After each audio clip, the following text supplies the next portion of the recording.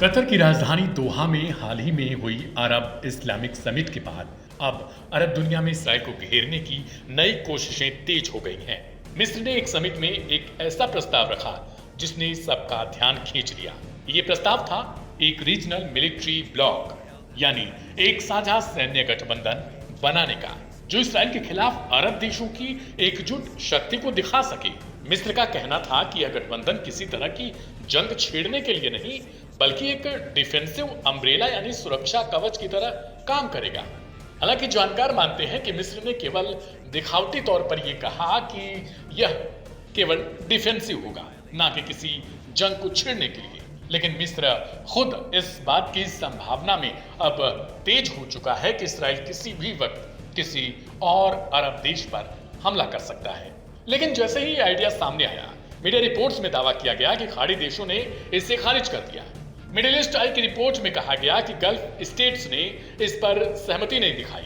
हालांकि बाद में एक गल्फ अधिकारी ने इस दावे को झूठा करार दिया और कहा कि खाड़ी देशों की स्थिति को इस तरह निगेटिव लाइट में दिखाना सिक्योरिटी चर्चाओं को नुकसान पहुंचा सकता है। असल में मामला सिर्फ प्रस्ताव तक सीमित नहीं था, बल्कि इस बात पर भी विवाद खड़ा हो गया कि गठबंधन का नेतृत्व आखिर करेगा कौन। रिपोर्ट्स के मुताबिक मिस्र चाहता था कि इस ब्लॉक की कमान उसके खुद हाथों में रहे, लेकिन सऊदी अरब ने भी साफ कर दिया कि इस क्षेत्रीय गठबंधन की बागडोर उसे ही संभालनी चाहिए। यही से असहमति की खाई और चौड़ी हो गई। मिस्री राजनयिकों ने यह भी आरोप लगाया कि अमेरिकी दबाव की वजह से खाड़ी देशों का रुख ठंडा हो चुका है। काहिरा ने यह प्रस्ताव तब जोर शोर से बढ़ाया जब इसराइल ने कतर की राजधानी दोहा में हमास के ठिकानों पर हमला किया। इस घटना ने मिस्र के सियासी हलकों को और आक्रामक बना दिया। इतना ही नहीं, मिस्र के एक सांसद ने तो यहां तक कहा था कि अगर इस तरह का हमला मिस्र में हुआ तो वे सीधे तेल अवीव को निशाना बनाएंगे। यह बयान इसराइल और मिस्र के बीच तलखी को खुलकर सामने लाने वाला था। इसी दौरान पश्चिमी मोर्चे पर भी इसराइल को एक बड़ा झटका लगा। 21 सितंबर को ब्रिटेन, कनाडा, ऑस्ट्रेलिया और पुर्तगाल ने आधिकारिक तौर पर फिलिस्तीन को मान्यता दे दी। यह कदम ऐसे समय में उठाया गया जब गजा युद्ध को लेकर पूरी दुनिया में इसराइल की आलोचनाएं बढ़ रही हैं।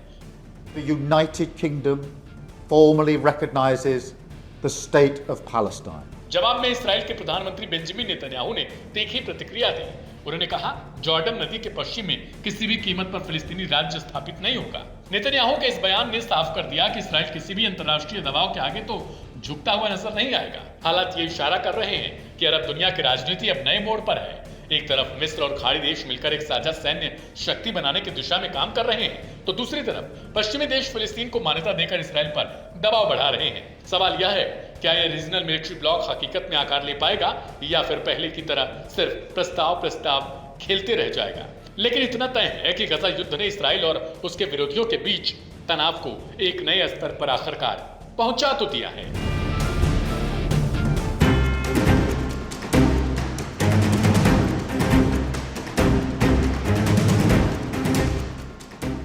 मिडिल ईस्ट में जिस तरह से जंग चल रही है, जिस तरह से रोजाना लोग मारे जा रहे हैं, उससे पूरी दुनिया सन्न है। इजराइल के इस नरसंहार के खिलाफ कई देश आगे भी आए। इजराइल से जंग रोकने की मांग की गई और इस जंग का विरोध भी किया, लेकिन इजराइल नहीं माना, जिसके गंभीर परिणाम गाजा में देखने को भी मिल रहे हैं। फिलिस्तीनियों की जान लेने वाले इजराइल को अब ऐसी धूल चटाने की कोशिश हो रही है ताकि सब कुछ ठीक हो जाए। इसके लिए कई संगठन भी काम कर रहे हैं, जैसे हमास और हूथी, जो लगातार इजराइल पर हमले कर रहे हैं और इजराइल को हर हमले का जवाब भी दे रहे हैं। फिलिस्तीन को भी इजराइल से बचाने के लिए तमाम देशों ने आगे आकर एक बड़ा कदम भी उठाया है और वो फिलिस्तीन को एक आजाद देश के रूप में मान्यता देना भी चाहते हैं और दे भी रहे हैं। वह अब इजरायली जुल्म को देखकर और दुनिया भर में आलोचना झेलने के बाद ब्रिटेन ने औपचारिक तौर पर फिलिस्तीन को एक आजाद देश के रूप में मान्यता दी है। ब्रिटेन के साथ कनाडा और ऑस्ट्रेलिया ने भी 21 सितंबर को औपचारिक रूप से फिलिस्तीन को एक आजाद देश के रूप में मान्यता दे दी है। इन तीनों देशों के संयुक्त फैसले से फिलिस्तीन की आवाम को एक आवाज मिलेगी। हालांकि इन तीनों देशों को फैसले को अमेरिका और इजराइल के भारी विरोध का सामना करना पड़ा। इस फैसले से इजरायली प्रधानमंत्री बेंजामिन नेतन्याहू की टेंशन बढ़ गई है और जल्दी वह अमेरिका पहुंचकर डोनाल्ड ट्रंप से मुलाकात करेंगे।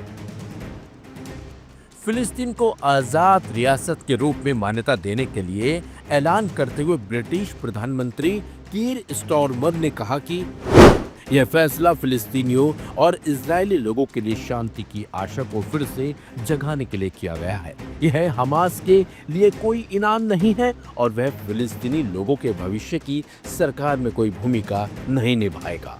कनाडाई प्रधानमंत्री मार्क कार्नी ने भी इस फैसले का ऐलान सोशल मीडिया प्लेटफॉर्म एक्स पर किया। मार्क कार्नी ने अपने पोस्ट में लिखा, फिलिस्तीन को देश के रूप में मान्यता देने के लिए फैसले का इशारा उन्होंने जुलाई के आखिर में ही दे दिया था। अब गाजा में जंग को लेकर पश्चिमी देशों में निराशा बढ़ रही थी। ऑस्ट्रेलियाई प्रधानमंत्री एंथनी अल्बनीज ने विदेश मंत्री पेनी वोंग के साथ संयुक्त बयान में कहा कि इस मान्यता का मकसद टू स्टेट समाधान को आगे बढ़ाने के लिए एक व्यापक अंतर्राष्ट्रीय कोशिशों का हिस्सा है। इसमें गाजा में सीजफायर और बंधकों की रिहाई को प्राथमिकता दी गई है, जबकि यह भी जोर दिया गया है कि हमास का फिलिस्तीन में कोई रोल नहीं होगा। यह कदम इस हफ्ते होने वाली संयुक्त राष्ट्र महासभा से ठीक पहले लिया गया है। इसके दौरान फ्रांस समेत अन्य देश भी ऐसा कदम उठा सकते हैं। पश्चिमी देशों के जरिए फिलिस्तीन को मान्यता देने से इजराइल और अमेरिका नाराज हैं। उनका कहना है कि इससे चरमपंथियों को बढ़ावा मिलेगा और हमास को इनाम मिलेगा। वर्तमान में 145 से ज्यादा देशों ने पहले ही फिलिस्तीन को राज्य के रूप में मान्यता दे रखी है, जिसमें यूरोप के दर्जनों देश भी शामिल हैं। और जिस तरह से फिलिस्तीन के साथ ये देश साथ में आगे आए हैं, उससे कहीं ना कहीं इजराइल के साथ साथ अमेरिका की भी टेंशन जरूर बढ़ गई होगी।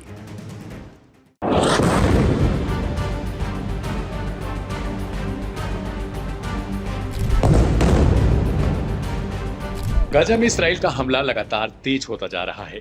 गाजा सिटी में इसराइली सेना के हमले ने भगदड़ जैसी स्थिति पैदा कर दी है।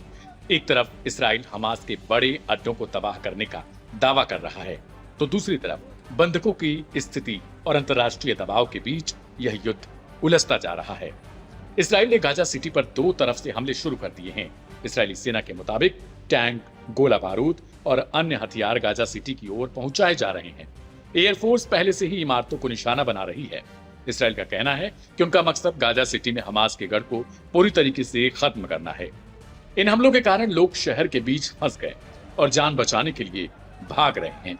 गाजा सिटी एक बहुत भीड़ भाड़ वाला इलाका है। इसराइली हमलों ने यहाँ अफरा तफरी की स्थिति पैदा कर दी है। गुरुवार को ही इन हमलों में कम से कम 40 लोग मारे गए। बहुत से लोग अब भी अपने घर छोड़ने को तैयार नहीं हैं, जबकि गाजा की करीब 35% आबादी अब भी उत्तरी क्षेत्र में रुकी हुई है।